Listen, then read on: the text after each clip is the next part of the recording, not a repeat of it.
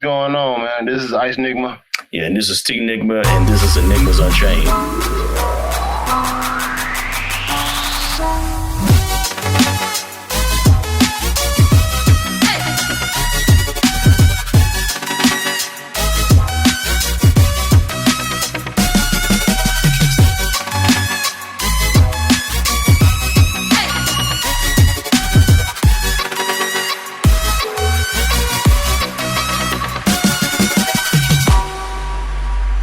What it do, my peoples? This is T Enigma with Enigmas Unchained, and we are back with another episode. First off, just let you know, before this episode, you will have caught a homie conversation on comic books and fire ideas. So, Marvel, you're welcome, but we know you won't use them. Fire, you call me. But yeah, you know what I'm saying? Today I got the MADJACK. You know what I'm saying? Like we got this brother has been making moves, man. Like he has we talk anime. We're gonna get him squared away with his podcast. So his fans, just let you know, this is not over. This is the beginning. We're gonna get him straightened out so he can start doing his podcast, stuff like that. But Jay, how you doing, brother? Doing good, man. Doing good. Once again, I'm your boy MADJACK. You can find me on Facebook at We Talk Anime. We have over 9,000 followers. I'm gonna say that again for the ones in the back who didn't hear me. They do. 9,000 followers. All right. 9,000. We keep you up on like past anime, history of anime, this day in anime history, all that kind of stuff. We got memes if you want to joke around, stuff like that too. Also, I do open lobbies once a month. I do open lobbies. We do giveaways. We do all that. So if you like anime, love anime, or just a fan of it, or even if you're just starting anime, we don't discriminate. Yep. Come holler at your boy. Yeah, I mean, like they cover topics on all ends, and it's absolutely hilarious to see people's reactions to certain things. They dropped a meme this morning that I was like, oh god dang, I didn't need that early. It was good. I did need it. I did need it, but I didn't need it. If you get what I'm saying, you know that Bernie Sanders joint. Did you see that thing? The Bernie Sanders anime open, bruh. I wasn't ready for none of that. I was like, yo, I wasn't ready for any of that stuff. I'm like, god dang, people have made a whole anime interest. A whole anime on it, and it was dope. dope. It was dope. I was like, god dang it. I was like, how y'all make it dope though? You right. It ain't the fact that they made one. It was the fact that it was dope. It was dope. They even made Trump dope. I mean, like, I'm just being like Trump was sitting on the top of the tower, and they did the spin, and his blue suit was waving in the air. I'm like, yo, who did this? Yeah, let me get off that. Yeah, that guy has a feature in anime. So facts. Yeah, like if that person's in America, we need to get him his own studio. We need to figure this out. We need to get a team around him. Him or her. Quickly. I mean, whoever it is. I'm like, we need something quick. Cause they did that within a week. Right. So with the music and everything, I'm like, come on now. We slacking over here. But he did that solo. Just imagine if he had a team. Oh, bro. No, so that thing would have been lit. It would have been lit. Like, but that's not what we're here to talk about today. Right. Today, this is part 4, I believe. Part 3. It's part 3. Yeah, part 3 of our subs versus dubs miniseries. So I'm gonna catch the perspective of MADJACK on the immersion, the quality, immersion, and timelessness of subs and dubs. You know, like, and what he thinks they stack up when it comes to that. So we're gonna begin with quality. So when it comes to quality, dealing with subs versus dubs. Tell me pros and cons of each. So I'm going to start with the whole dubs. That one seems to catch the most flack from people. Mm-hmm. So when it comes to dubs, the quality of dubs has increased, but only slightly. Only slightly. That's fair. Reason being is because you got a lot of what I said earlier, your new anime guys coming in. Yep. And so if you're new to anime, you're not really going to get into your subs. Mm-hmm. You want to watch it in English. Mm-hmm. And especially if you're going to be watching what I like to call your starter packs, like your My Hero Academia, your Attack on Titan, your Dragon Ball Z, your Naruto. Those are your starter packs. I'm sorry if you feel that type of way, but those are starter packs. That's actually a very good name for that. I'm still in that starter pack. So if you're just not catching those, you're not going to want to watch them in sub. You're not. Because for one, you're not used to watching this type of stuff. So now people like us that who grew up on anime, some of us may have started on dub. Yeah. But once we grew into the whole anime thing, we got more into the subs. So because of the fact that we have more new anime watchers coming in, dubbed has become more demanded. Yes. So the quality has increased, but only slightly because your veterans still outweigh your newbies by far. But we're still getting in new watchers like daily. And when it comes to sub has increased in quality dramatically. Yes. Dramatically. Because reason being, sub was never as big as it is today. No. Not even close to being as big. Because majority of the time, people around our age, they started on Toonami. Shout out to Tom. Yeah. And he has purpose for a moment. You know what I'm saying? Yes. He has purpose. He has a special place in my heart. Yeah. And that's where we start off in dub. So that's when you was watching, your Dragon Ball Z, your Gundam shows, your Outlaw Stars, all that kind of stuff. And they were all in dub. Yeah. But as time went on, I kept staying with my anime. That's when I started getting on learning about different animes. Yeah. Besides from, the obvious, the starter pack, I started learning more about the ones that Toonami never showed. Yeah. And I was like, well, what's this? Let me look at it. Now I'm gonna be honest with you guys. I was looking for it in dub. I was like, I cannot find this. Now everywhere I go, it's in Japanese. Japanese. I was like, you know what? Screw it. I'm gonna watch because it looks good. I'm gonna watch it anyway. Yeah. And on that, the more I did it, the more I got into it. So now, with me, I prefer sub only on certain ones now. Reason being, now when I say that, is because I'm gonna pick on Dragon Ball for a while. I cannot stand Goku's subbed voice. I cannot stand it. That's a fair. It's fair because I don't either. And I think that, and it's crazy that you bring that up. Because I don't think we talked about that on the previous two. The issue that people. at least they'll understand. At least whenever they think about Goku voice, they think it's a super masculine dude, and I'm like, no. Yeah, not so much in the sub. Goku is a country bumpkin with a whiny voice, like that. That's actually, and it makes sense because his character is quite annoying. So when you really, Goku's the villain. So it's like Goku's the villain. That's like I don't care how many times you try, Goku's still the villain. So yeah, it did make sense. But I'm with you though. I like Sean Schumel's version of Goku, like in America, is to me the definitive Goku voice. Like he gets the quirkiness and he gets the lows and the highs. He gets the screams better. That's just me. Yeah. So I agree with you. Yeah. So yeah. Now I will say this. However I start in anime, I have to finish it.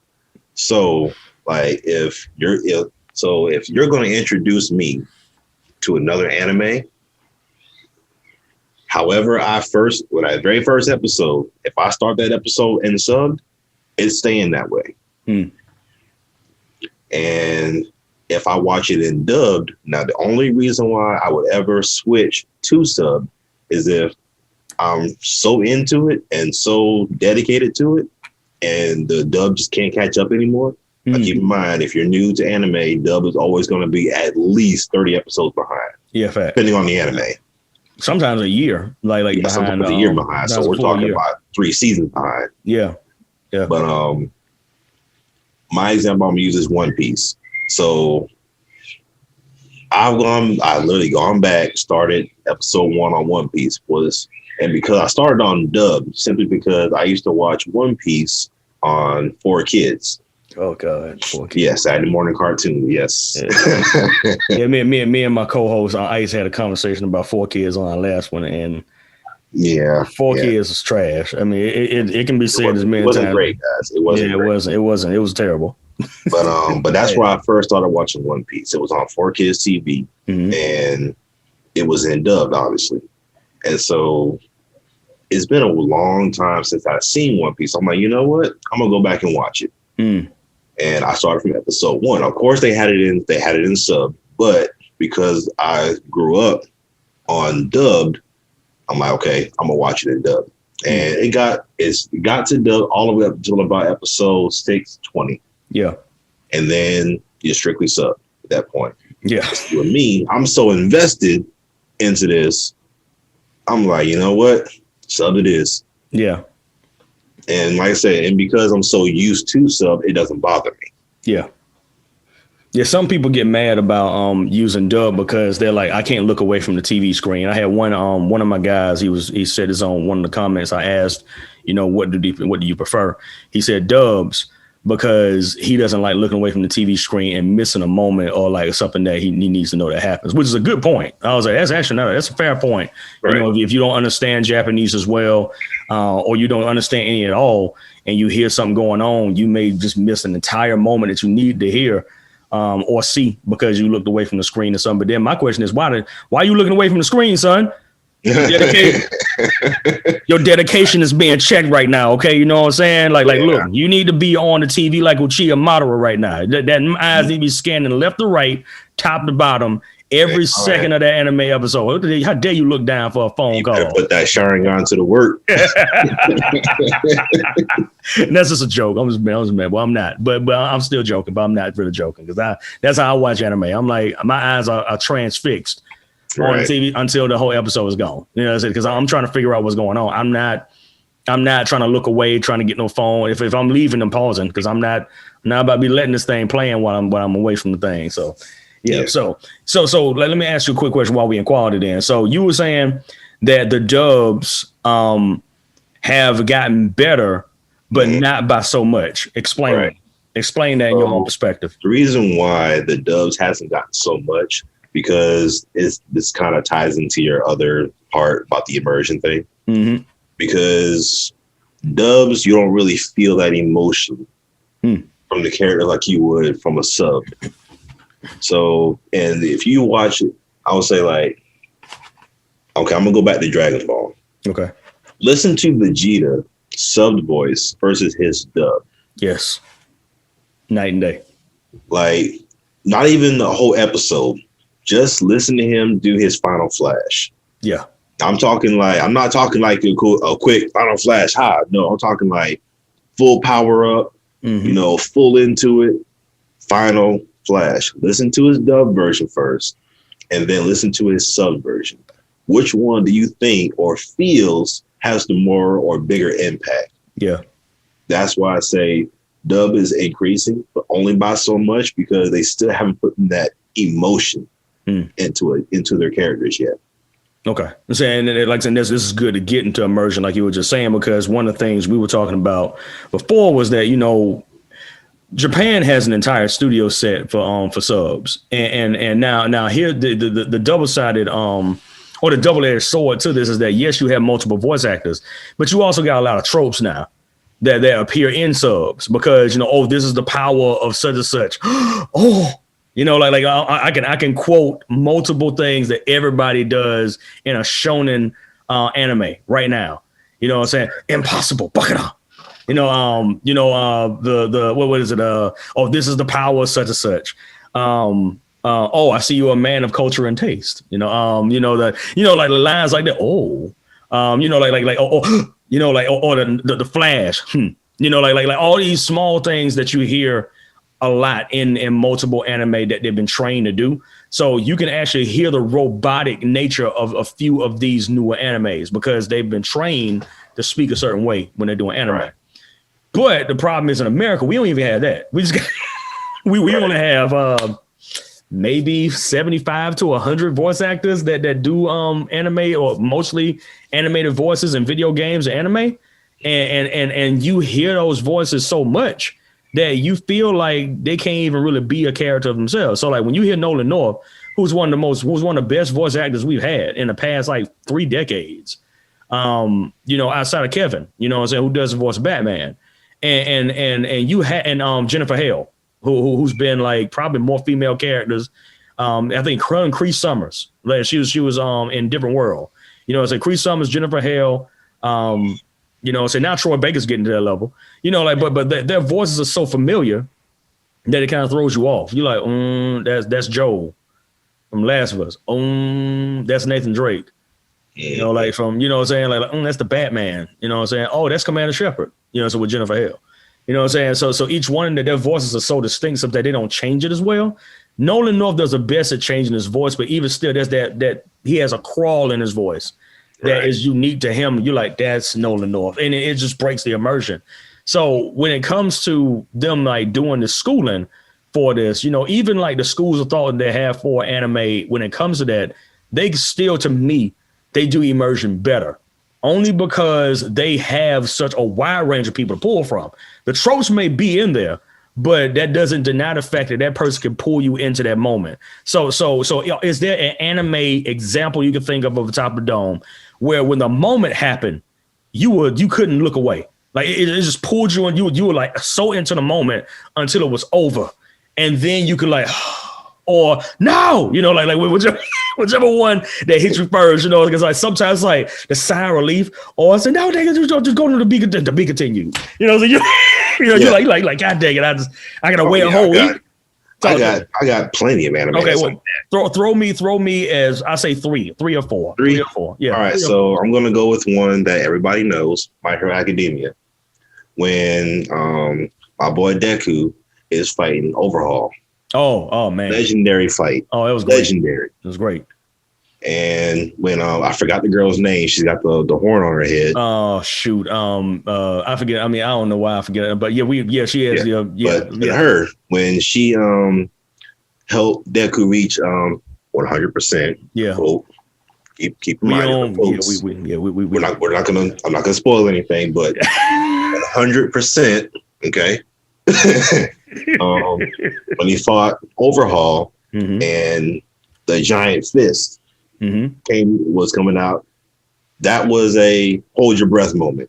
Yes, because you're seeing this, you're seeing Deku reach a type of power that he never thought he could ever reach. Yes, and you're beating, you know, a top villain here. And thanks to this girl, you know, everybody's like, holy crap, like, are you seeing this? So that was one. And another one, I'm just gonna stick with the popular ones that everybody knows. Because if you don't know these other ones, sorry, you're just gonna have to be more into your anime to know about her name was Eri. There it is. Yeah, I was like, come on, Trevor. Yeah, Eri. Yeah. Then we're gonna go with Dragon Ball Super, Tournament of Power, Ultra Instinct Goku versus Kefla. When Goku literally rode on top of Kefla's beam with his Kamehameha, did the whole B-boy dance.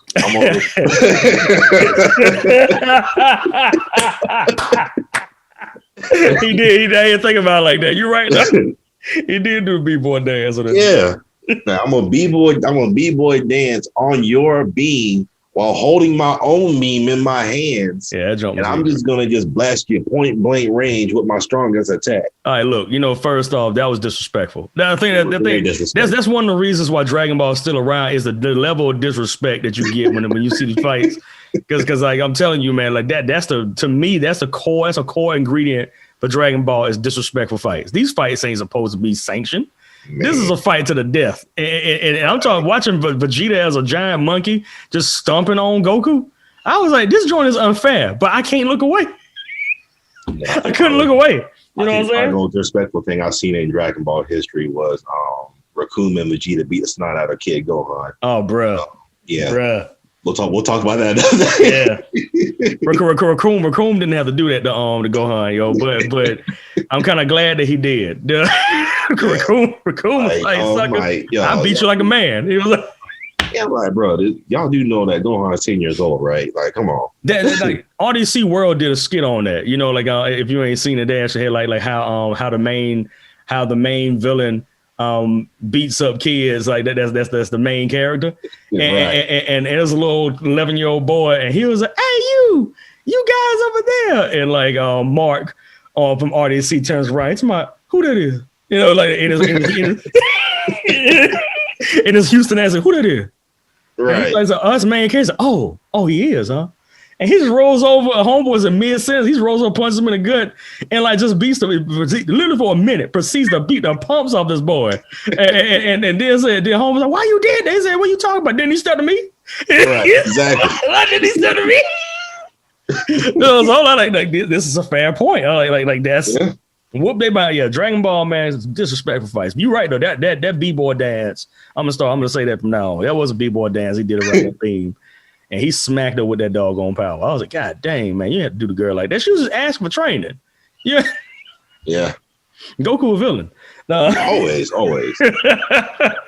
What's your other one? My third one would be God of High School. If you haven't seen it yet, check it out. It's on our Crunchyroll.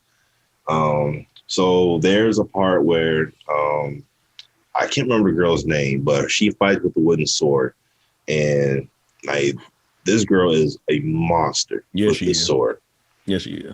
And she's fighting one of her best friends. But the problem is, only reason why one of her friends was fighting in this tournament was to help his friend who is currently sick in the hospital. But then he later on finds out. Mira. Yeah. Yeah, Mira you. Later finds out that his friend actually dies in the hospital because he wasn't being taken care of the way he was supposed to. Yeah. And instead of grieving, he takes his anger out on her. That's his basically way of grieving. Now, I'm sitting here like, no, stop. Like, what are you doing? Like, stop, dude. Like, this is supposed to be your friend. Yeah. But he's not seeing my friend right now. The only thing he's seeing is my best friend just died because he just got crapped on in the hospital. So because he died unfairly, somebody about to catch this rat.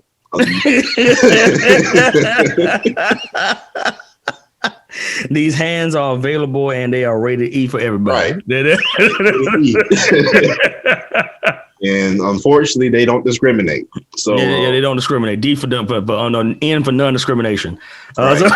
So it just, as cruel as fate would be, it had a very bad sense of humor. It's like, well, you got to get your anger out some way. I want to see how you do with your best friend. And he did what any grieving best friend would do. He beat it within an inch of her life. Yeah, he did. And the only reason why it stopped was because the main protagonist had to step in and make him stop. Yep. And all these were main characters together. So it's all three of them. You know what I'm saying? Like it was Ymira. It was what's your boy name? What's your boy name? Don. Jin Moria. Yeah. Han Daiwei and Ymira. Right. I think it was Daiwei. But they were all because that's pretty much they're Korean. It's like God of High School was written. It's a manhwa, which is a Korean webtoon. But like it was they were all friends and homeboy just snapped. You know what I'm saying? Like, and he's a threat, yo. I mean, that dude's a doggone threat. Right. His fighting was it Taekwondo? I think it was. Yeah. Like the one. Well, no. Jim Moria is Taekwondo. Okay. Mira is an ancient sword style. Moon sword style. It's moon sword style, but it's not really a style, so to speak, for other and Daiwei is the only one I recognize immediately because that's actually the style I was raised in, which is Kyokushin. Right. Which means full contact. It's like full contact karate. So his is like he a threat. Your boy, because like Kyokushin trains you to be like a mountain. Like you You just roll up on a sucker and hit them, and they ain't getting up. That's basically. Like it's also like you can punch the mountain as much as you want, it ain't falling over. But with this mountain, there's one boulder fall on you, you dead. You know, so yeah, Kyokushin. You know, he was doing Kyokushin. Jim Mori was doing Taekwondo. Of course, they're gonna elevate it over Kyokushin because that's like almost a state martial. I mean, like a country martial arts. Right. They're martial arts for the country, so they're gonna esteem that better. And then the sword play. You know, Korea has multiple sword plays, but that form of sword play they made up. You know, the moon style and stuff like that. So yeah, but it was dope. I mean, like and that it was terrifying watching her bleed, man. I was like, oh my goodness, what the world going on? I mean, I was like, yo, what you doing? I legit thought she was gonna die. Yeah, facts. I mean, like I mean, when I saw him like he kept punching her in the same spot. I was like, oh, same spot. My goodness, this sucker is crazy right now. So right. You're right. I mean, like, and it's saying that didn't break your immersion. So now, what broke your immersion? Give me anime moments, sub or dub. Where you just like, what the world are y'all doing? So going back to Dragon Ball because it's better than bad things about Dragon Ball. So is this sub or dub? It's kind of both. All right, hit me. Let's see. All right, so. This is the part where I thought this was Gohan's shining moment.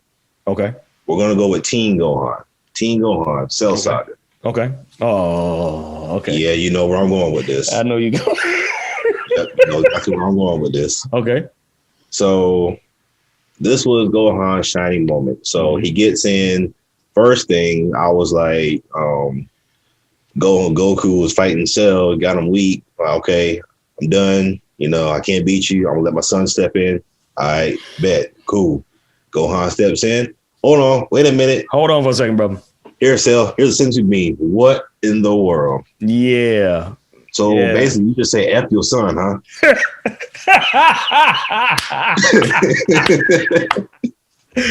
Oh man, look, this was one of the most infamous moments in anime history. I get Toriyama called lots of heat for that. Everybody was like, Toriyama. Yeah. Do you hate Gohan that much? Right. You know, like which he did. He actually his idea was to kill off Goku, so Gohan could be the hero. Yeah. And people didn't like Gohan. You know, so because he had wrote him that way. Everybody's like, I don't care if she's strong. Screw this dude. Yeah. You know, so I think it's mainly due to the fact that the reason why people were feeling that way towards Gohan, like I blame the Frieza saga. Because they, even though Gohan was technically the most powerful one, only if he got like angry though, but he did have the most hidden potential power wise. They turned him way too much into a freaking crybaby that they did that even when Gohan was getting stronger, like he's a crybaby. He's a punk. Yeah. Like even when he transformed, like you got him crying, transforming. I'm like, so we're still going to keep the crybaby montage going, even if transforming. Like, okay, I get it that you're using the pain of loss. Yeah. How Goku did when he lost Krillin. I get it. Yeah. But he wasn't crying though. He was grieving over his friend. But he was pissed. Right, he was pissed, like Gohan was. But why you got him in his excuse my language, his badass form? Yeah. But you got tears coming out as no, come on now. So here's something I think that people did not realize about Gohan, the way they wrote Gohan. Gohan's a psycho. And I say that with evidence. Let's go back to Raditz and how he was crybaby, and then he like just flipped out and bust up on Raditz's suit. And everybody was like, yo, whoa. You know what I mean? Like even Goku was getting stomped out on the floor, and he was like, Gohan, what the word did you just do? You know, and Piccolo was even a villain. He's like, yo, whoa. You know, they paused. And they're like, no, I just felt that energy. That was stronger than me. Right. So then we get into the Frieza saga. You know, we go through the training process, and Piccolo enhanced the psychosis. But it's still his daddy. It's still his daddy though. But you know, but he enhanced psychosis. and further along broke Gohan, especially when we went to Saiyan Saga, when he got to witness like all these people die in front of him at the age of 5. Right. 5 years old, people. He's not old. Okay. So he's 5. He don't watch Yamcha die as he should. Yamcha's trash. So Tien dying was one that pissed me off, because Tien to me is the dopest character that Dragon Ball got that usually get no he gets no shine. We watch all these folk die, and then you don't even let the boy rest. He don't get a whole year. He get a month. He on a spaceship. He on a spaceship to go to a strange foreign place to do some stuff, right? And he's 5. People keep forgetting he's 5 years old. So he goes to Planet Namek at 5 years old. He gets accosted. Like, there's no other way to really say. He gets accosted by Raccoon. I mean, like, you can't even say beat up. Beat up means like, there's a fight and homeboy got a good swing on you and you fell over. No. This is police brutality we talking about here. You know what I'm saying? With Gohan. Gohan went there.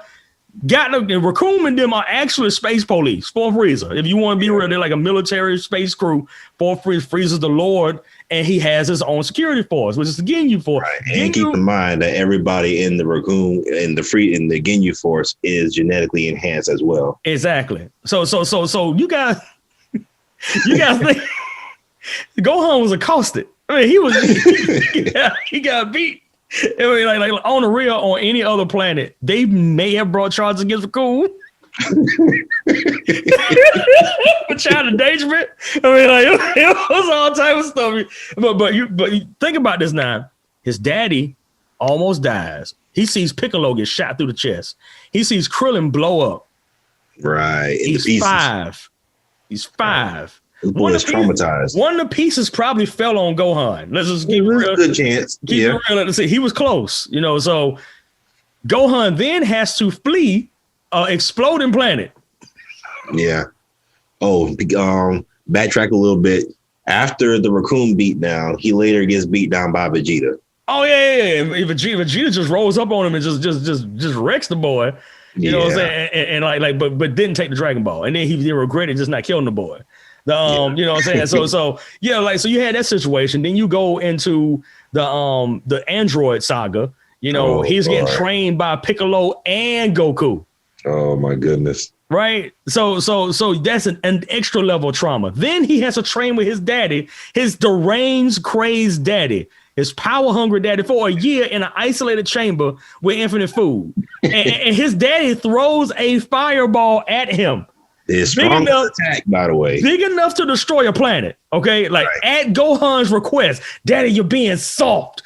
This kid told his daddy, Goku, throw your strongest attack at me and everything you got. And even Goku, like, he threw that fireball at him. That's one of my favorite parts of Dragon Ball. He threw the fireball to the floor, and the light was shining on his face. I ain't never seen Goku that mad. Goku's like, my own flesh and blood is testing me. And he was like, okay, just went into Super Saiyan, blew the boy away, and then he got in the air and did the Kamehameha way, a homeboy in Super Saiyan. So he got Super Saiyan from his daddy, giving him trauma.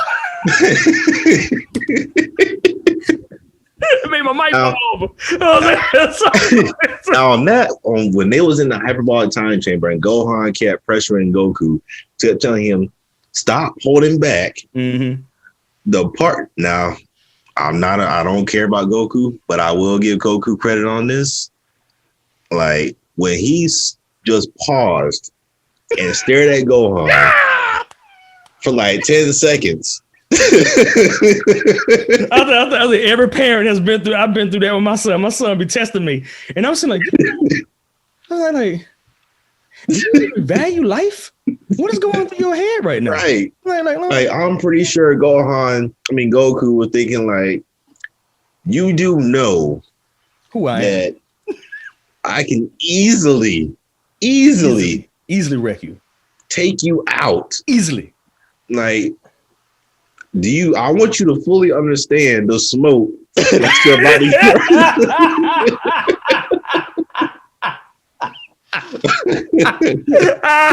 Yo, like, it's funny because that stare down between him and Goku, him and Gohan was more intense than a stare down between Goku and Cell. It was. So you gotta think like this kid has the audacity to do it to Goku. He lives, comes out the hyperbolic time change, stays a Super Saiyan for like what, a week, a month, or something like that. A month. You know what I'm saying? Like stay and doesn't drop it, right?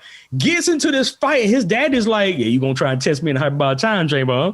This is probably where this came from. He's like, "You test me in the hyperbolic time chamber, huh? Yeah, I'm done fighting. Yeah, my son gonna fight you now. Hey, yo, Cell, yo, take this system. Yeah, you will. Next time you try and test me, I tell you." Yeah, he can beat him, y'all. Don't even worry about it, man. He can beat him and get your behind whip. You know what I'm saying? You know what I'm saying? Like, no, go. Sit him like, yeah, no. Don't even worry about Piccolo. He's gonna die. Like, oh no, Piccolo, now don't even worry about it, bro. So next time he shouldn't test. I mean, he can take him. You know, right. And it's brave. Next time you better not test me though. You know what I'm saying? Right. And test me next time. And the whole time I'm just like, the whole time I'm watching this, like. I'm talking like from the time Goku is fighting Cell to the time he threw the white flag to the point where he went up to his friends, told Gohan, all right, son, it's your turn. Tag you in. Him going down there and him throwing that sensu beam to Cell. Now, keep in mind now, Cell has Saiyan cells in him. Yes. Now, if y'all know the Dragon Ball lore, according to Toriyama, Saiyans get stronger. From every bit of damage that they recover from. Now, Goku and the Cell were beating the snot out of each other. That's a lot of recovery. Now, the whole time that's going on, I'm thinking Chi-Chi is losing her freaking mind. All right. But yeah, so I'm thinking like the whole time, Chi-Chi is losing her flipping mind. Because not only is my husband no longer fighting the biggest threat at the time that the earth has ever heard about or known, you're making my son fight this guy, and you're making him just as strong as he was. I mean, actually, it's messed up because, like you were saying earlier, Goku had blown off half of Cell's body. And Cell regenerated. Then you give him a sensu beam. So he has Cell Saga should have been more interesting than it was. I mean, I think that, and as crazy as it is, once again, shout out to DBZ Abridged, because they actually made Cell Saga phenomenal. It's on a real, I will put Dragon Ball Abridged against the dub of Dragon Ball and even the original sub of Dragon Ball. Because they, for some reason, they get those characters a little bit better. Almost feels like, like the Vegeta kind of like just being like this narcissistic god complex, dude that they made, like where he was like, he was like, when he's like, go. I think when Cell had just got his power, and Vegeta had first felt the power, he said, "Is that me? Is that me stronger than me? I can kill me." He was like, wait. Why am I feeling my own energy over there fighting somebody? He was real like he was like, now Namekian, stronger, explain. And he's like, well, like so like he's fought a god or something like that. And Vegeta's like, he's like, what, you talking about me? Oh, and then they was like, "What? Do you even believe your own? I am the hype." So it was, like that. They. I think this is. I just think they understand the characters a little bit better because they gave the menacing, psychopathic, narcissistic role to Cell better. And honestly, to me, as crazy as it might sound, they built a better immersion for the Cell Saga than the sub and the dub of the original. It's Funimation's dub. And the Japanese Toei dub. I was like, they should be hired by somebody because their dub was immaculate. Yeah. So yeah, but like I kept full immersion on that. I didn't keep full immersion with a lot of Cell Saga, honestly. Like it was cool seeing the transformations, but it broke. So what do you think about, because like this is a different take because this is not even about the language now. This is about the moment. So what do you think about this situation made it like where it didn't work? You know what I'm saying? Like with the with that particular moment in the anime, like what was it about that moment that just didn't fit the moment? So yeah. I'm just going with the whole Cell Saga. Yeah. So the part with the whole Cell saga that just didn't really click with me, or was just like, if they just end it here, I won't care moment, was basically when Gohan started losing ground, and well, not necessarily losing ground. It's basically when Gohan punched Cell in the throat, or not in the throat, in the stomach, made him regurgitate 18. Yeah. And he doubled back into his second form. Yeah. And when Cell pretty much said, all right, well, since I know I can't beat you, I'm just going to just self-destruct and make the whole planet go with me. The look of defeat on Gohan's face was pretty much me. Was like, I can't continue at this point. I'm just like, how is it that only thing Cell has to say is, I'm just going to blow up the planet, and now all of this self-confidence, you can never beat me, I'm always going to be on top, Gohan, to the point where now it's like, I don't know what to do. It's all over. I'm like, so that's all he had to do was just say, I'm just going to blow myself up. Like, come on now. That's actually fair though. I mean, I get, like, I think that some of the parts that they were trying to deal with was like the hubris of the moment, like dealing with Gohan, which is fair. But then to take your route, it does make sense because because I mean, as far as like you just being disconnected from that moment, because when you sit back and think about, what Gohan was able to do before that. I mean, he was kicking the Cell Juniors with the exact same power strength of Cell. Mm-hmm. And he's kicking through them in one kick and they turn to dust. Right. Why in the world did he not do that to Cell? So that was he's a psychopath. I mean, like I'm being serious, like this, like he was playing with his food. And even Vegeta ain't this crazy. You know what I'm saying? It's like even Vegeta, like he's just like testing out his powers. He might flex on you a little bit, but he like, nah, I'm murky though. You know what I'm saying? He's like, don't get it twisted now. I kill your behind. You know what I'm saying? But Gohan was like, he hasn't suffered enough, and I was like, okay, yeah, this boy is that dude that killed cats. Yeah, that's Gohan. Gohan, that kid that y'all need to call the cops on. That's Gohan. Gohan got some screws loose. It was so funny because like my cousin, he said that Gohan is the anime Michael Myers. That is a fair statement. I'm not. I can't even take that away. That's a doggone fair. Because like you think about Gohan when he went Super Saiyan 2, the transformation was lit. With the lightning crackling and stuff like that. I just didn't care that it was Gohan. Yeah. Even when it first happened, we first got to see on Super Saiyan 2 transformation. I was like, oh, that's dope. But because it was Gohan, I didn't really care. I was like, okay. And then you take a little bit further along with what's the name of the joint with the Buu Saga. And like now we get this watered down version of Gohan. He ain't training no more. He just like want to be Great Saiyan Man. Like the greatest joke in Dragon Ball is Great Saiyan Man. So we get this situation, and it to me at least, after my favorite saga is the Saiyan saga. And that's even without a Super Saiyan transformation. I don't even need a Super Saiyan because I love Dragon Ball. I didn't need no transformations. Right. It was dope though. I mean, I'm not gonna tell you, it was dope. But I didn't need no transformations. I was fully immersed because of the danger of the moment. But when Frieza happened, it kind of killed the danger. Like it was still dangerous, but it was danger at such a high level that it's like, then why would we do anything else then if Frieza's this powerful?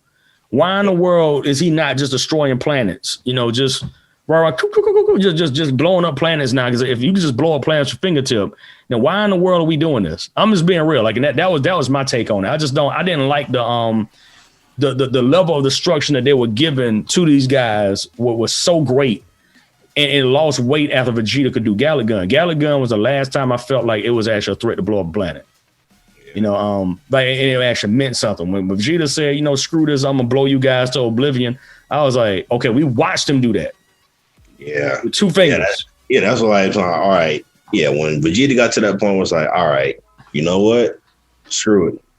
Like, I'm taking you and everybody with me. Mm-hmm. Like, screw you, screw the planet, screw me. Like, I'm done. This is it. Speak like somebody. Even if you dodge this, that's fine. So you can either take this full force, or you can dodge out the way. Either way, it's going to be the same ending. Yep. And that's what made that moment special, though. Once again, fully immersed you, because that moment, Goku was like, I'm not stronger than this guy.